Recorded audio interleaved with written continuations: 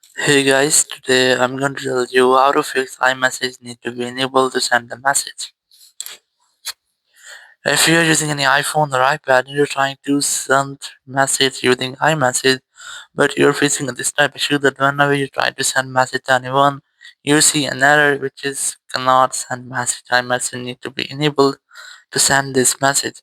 So you just have to simply go back from here and you have to try to enable your iMessage app.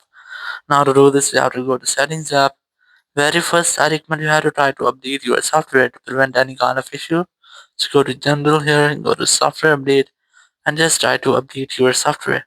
After updating software, just go back from here, go to apps section, and here you just have to look for messages app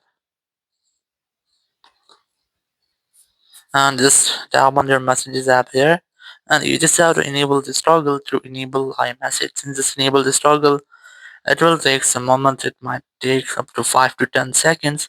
So after that, it will be activated. So you just have to wait for that until the waiting for activation pop up here. And once you have activated, you just have to simply go back from here, and now you can easily use your iMessage without any issue.